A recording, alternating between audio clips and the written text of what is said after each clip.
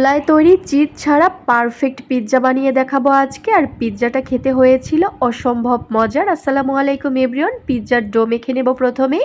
এখানে আমি লিকুইড কুসুম গরম দুধ নিয়েছি আর হাফ টেবিল চামচ নিয়েছি ইস্ট। কিছুক্ষণ ঢেকে রাখলে ইস্ট অ্যাক্টিভ হয়ে যাবে। এখন ডো মেখে নেওয়ার সুবিধার্থে আমি বড় একটি পাত্র নিয়ে নিলাম। এখানে আমি 1 কাপ ময়দা নিয়েছি, 1 টেবিল চামচ গুঁড়া দুধ অ্যাড করে দিলাম, 1 টেবিল চামচ চিনি, স্বাদ মতো লবণ অ্যাড করে দিলাম, দিয়ে দিচ্ছি সয়াবিন তেল।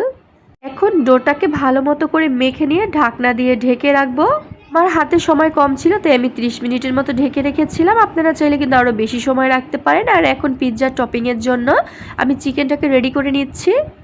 মুরগির বুকের মাংস ছোট ছোট করে কেটে নিয়েছি আর এখানে দিয়েছি স্বাদ মতো লবণ, সামান্য জিরা বাটা, আদা বাটা আর রসুন বাটা দিয়ে দিচ্ছি, অল্প পরিমাণ তান্দুরি মশলা আর দিয়ে দিচ্ছি কালো গোলমরিচের গুঁড়া, লাল মরিচের গুঁড়া। এখন সব কিছু খুব ভালো মতো করে মাংসের সাথে মিশিয়ে নিচ্ছি। আর এর মধ্যে অ্যাড করে দিচ্ছি পেঁয়াজ আর লাল ক্যাপসিকাম আর দিয়ে দিচ্ছি কিছু কাঁচামরিচ। খুব বেশিক্ষণ ভেজে নেওয়ার দরকার নেই, সব মিলিয়ে 4 থেকে 5 মিনিটের মতো ভেজে নিলেই হবে। এখন দিয়ে দিচ্ছি টমেটো সস। হাতের কাছে যা ছিল তাই দিয়ে আজকে মজা করে পিৎজা বানিয়ে দেখাবো। আপনারা চাইলে আরও কিছু অ্যাড করতে পারেন। এখন এখানে আমি আবারও 1 টেবিল চামচ পরিমাণ সয়াবিন তেলের মধ্যে 2 টেবিল চামচ ময়দা দিয়ে দিলাম। ময়দাটা ভেজে নিয়েছি। এখন দিয়ে দিয়েছি লিকুইড দুধ, দিয়ে দিয়েছি চিলি ফ্লেক্স, কালো গোলমরিচের গুঁড়া, আবারও গুঁড়া দুধ দিয়ে দিলাম।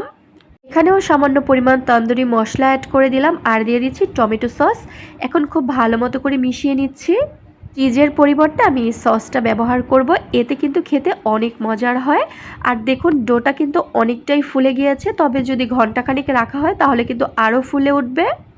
তেল মেখে ডোটাকে আবারও ভালো মতো করে একটু মেখে নিয়েছিলাম। তারপর পিৎজার রুটিটা আমি হাত দিয়ে তৈরি করে নিয়েছি। এখন কাঁটা চামচ দিয়ে একটু ছিদ্র করে দিলাম আর যেই সসটা বানিয়ে রেখেছিলাম সেই সসটা দিয়ে তারপর উপর থেকে আবার একটু টমেটো সস দিয়ে দিয়েছি। এখন চিকেনের টপিংটা আমি ইচ্ছে মতো করে সাজিয়ে নিচ্ছি। আপনারা আপনাদের পছন্দ মতো করে সাজিয়ে নেবেন। চাইলে কিন্তু এখানে কাঁচা পেঁয়াজ বা কাঁচা ক্যাপসিকামও ব্যবহার করা যেত, তবে আমি মাংসের সাথে হালকা একটু ভেজে নিয়েছি। তো রেডি হয়ে গেল পিৎজাটা। এখন আমি চুলার উপরে বসিয়ে দেব। চাইলে কিন্তু এই পর্যায়ে ওভেনেও দিয়ে দিতে পারেন, তবে আমি আর আজকে ওভেনে দিব না, চুলায় তৈরি করব। এখন চুলার মধ্যে একটা কড়াই দিয়ে তার মধ্যে বসিয়ে দিলাম আর উপর থেকে একটু অরিগেনো ছিটিয়ে দিলাম। অরিগেনো দিতে ভুলে গিয়েছিলাম। তো এখানে আমি 25 মিনিটের মতো ঢাকনা দিয়ে ঢেকে রেখেছি আর চেক করে নিচ্ছি। দেখেই তো বুঝতে পারছেন একদম পারফেক্টভাবে হয়ে গিয়েছে কিন্তু। আর ওভেনে যদি বেক করেন তাহলেও কিন্তু 15 থেকে 20 মিনিটের মতোই সময় লাগবে। আর দেখুন একদম উপর থেকে কিন্তু সুন্দর কালারও চলে এসেছে আর একদম বানিয়ে নেওয়া পারফেক্ট হয়েছে। খেতেও হয়েছিল অসম্ভব মজার।